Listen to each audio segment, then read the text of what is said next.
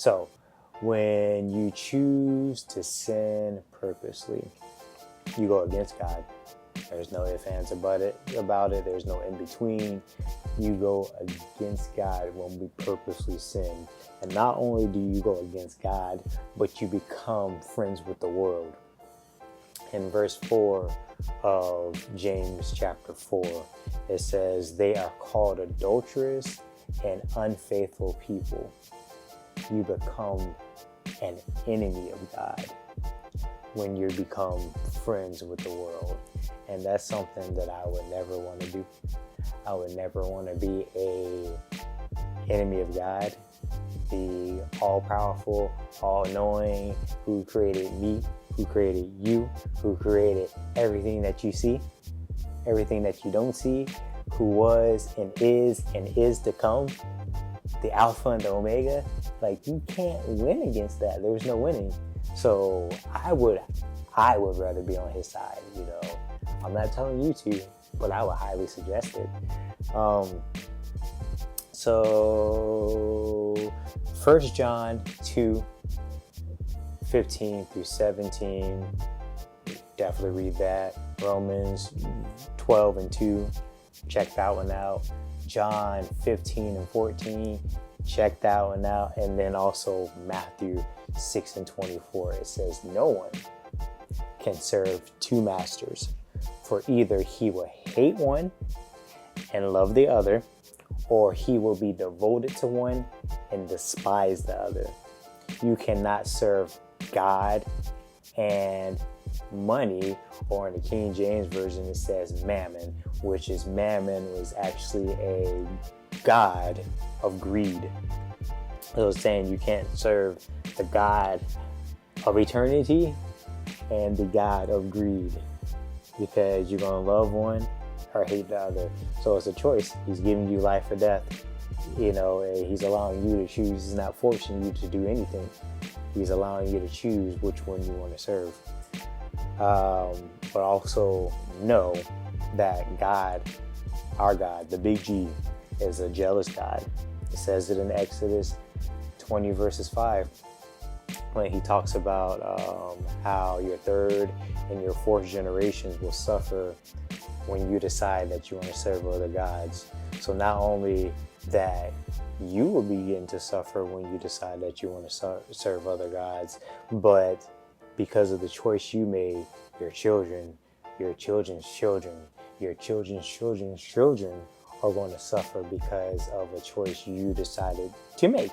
So you have to understand how important it is to make the choice to serve our God versus these other little gods that aren't real, that are made of wood and stone and whatever you can think of, you know.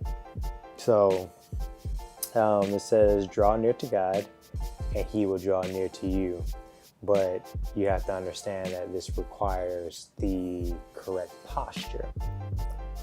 And how do we do that?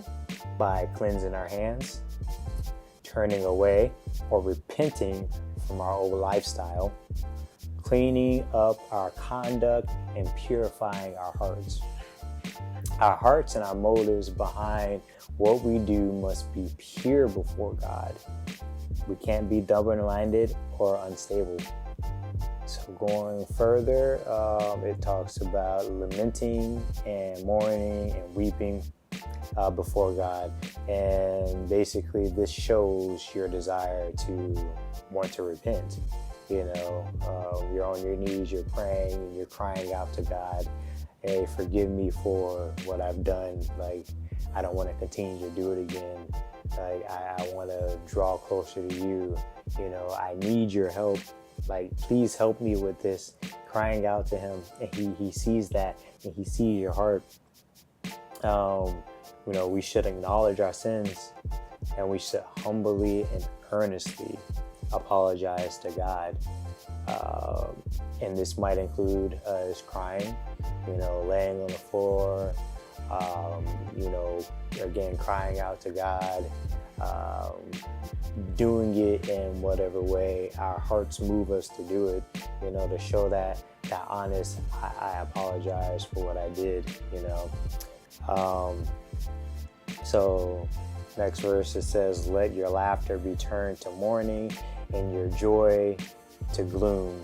So when, James is speaking on this, we have to understand that this is the laughter and the joy that came from when we were sinning, when we were out in the world doing the things that we shouldn't have been doing, when we were having fun, turning up in the club, sleeping with people, doing all these different things that, we might not have known that we shouldn't have been doing, but now we came to the realization of we shouldn't be doing it.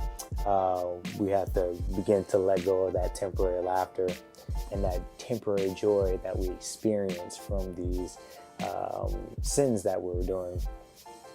We must begin to resist the devil in every way we can.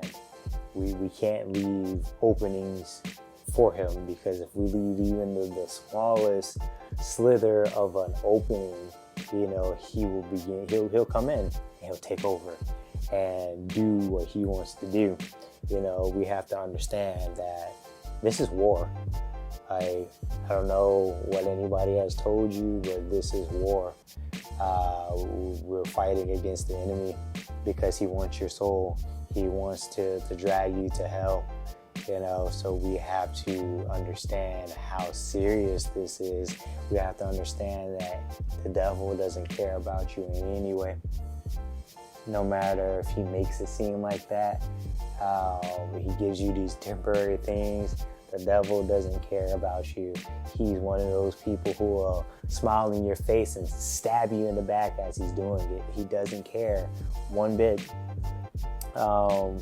So we have to understand that that old saying that if you play with fire, you'll get burnt. And that's a real saying when it comes to this. You keep on tiptoeing across that line of sin. You keep on, hanging around those people that that's going to push you down that way that you shouldn't be going.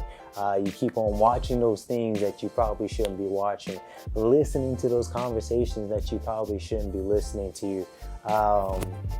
Those different types of things is going to lead us down a path that we shouldn't be going down. We must understand that the people that we deal with on a daily basis is not our enemy. You gotta understand that. I know that when somebody yells at you and they cuss you out and they say and they do these different things, like you wanna, as they say, clap back at them. You wanna have this mentality, try Jesus, not me, because I throw hands. We can't have that mentality, because Jesus himself didn't have that mentality. He operated in love, so that means we have to operate in love. We have to understand that, again, we don't fight against people. Ephesians 6:12 tells us who we fight against, and definitely check it out. It's a spiritual battle. We're fighting against the principalities and the rulers of the darkness. That's who we are fighting against. But also, we have to understand that Jesus has defeated. He has defeated death, and he has defeated the devil, and that's something that we can rejoice in and just turn up for that he's already beat the devil. So that means that since we are created in his image, we essentially have the same exact power that Jesus has. We have the power to defeat the devil. We have the power to resist every single thing that he throws at us. We have the power to be like, no thanks, I'm good. That was me last season. No, that's not me anymore. That was the old me. So that's something that we can rejoice in. That's something that we need to understand, that we can win against the devil if you believe that you can win against the devil. So we have to remember to use the shield of faith, which is in Ephesians chapter 6, verses 16, to quench all of the lies of the enemy. Every single thing that he throws at you, when he says you're not good enough, when he says that you'll never be anything, when he says you'll never amount to anything, when he says that those dreams that you're dreaming are never going to come true, that business is never going to start, you're never going to get in shape, you're never going to get that spouse. Whatever you feel that he's putting in there, if it's negativity, that's not of God and that's of the devil. And you have to have that shield of faith to be like, nah, I'm gonna find my spouse. Nah, this business is gonna start. Nah, whatever it may be. Nah, I'm more than a conqueror. Nah, I'm fearfully and wonderfully made. Whatever it may be, begin to speak those things, even if they're not, you can't see them yet. Speak these things as if they are. So, in conclusion, we have to remember that we must live a humble life, causing us to resist the devil and making him flee from us. Then when we do that, we begin to draw near to God by developing a relationship with him daily, speaking with him, praying to him, reading the word, asking questions about him, surrounding yourself with godly people to begin to develop that relationship so you can hear his voice, so you know that it's him that's talking to you, not the enemy. And again, when we do that, he begins to draw near to us. And another way we do that is by beginning to deny ourselves, deny this flesh of all those thoughts, all of those emotions, all of those different things, and taking up our cross daily. And when we do this, it opens up the door to love, to trust, to grace, to forgiveness, and many other parts of a loving relationship. But what you have to remember is God will not force his love or a relationship on you. It's a choice. It's a choice to accept the love. It's a choice to love. It's a choice to seek after him. Yes, he's going to be chasing after you daily and knocking on the door of your heart. But it's up to you to open that door and allow him in and accept and receive the things that he has for you. He has so much more for you. He has greater for you. You just have to believe that. And lastly, we must humble ourselves before God by partnering with him and walking his path for our lives, not our path. So his way, his will, and not only his will, but his way. Not our will, not our way, but his. When we humble ourselves, you know what? It comes with a promise. God himself said he will lift us up. Things will become greater. Favor will fall on you. All of these wonderful things. So it's a win-win. It really is. Life is so much greater with God. So I thank you guys for tuning in with me. I pray that something that was spoken begins to touch your heart.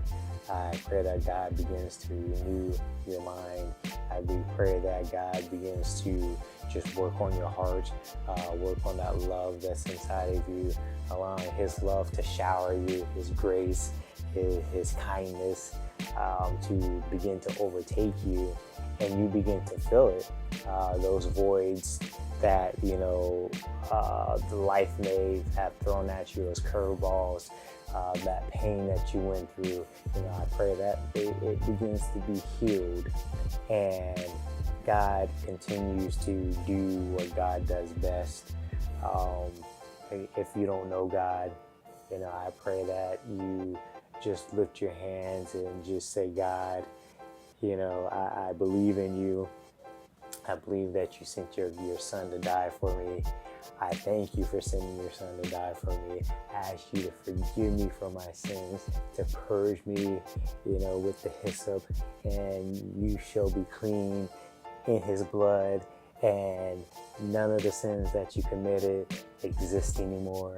and they're gone, and you begin to work on this wonderful relationship with him, and things just get better and better and better and better. Yeah. Again, I appreciate everybody who was on here and took time out of your schedule to watch this. So until next time, guys, I love you guys. Fight the good fight, and we are out.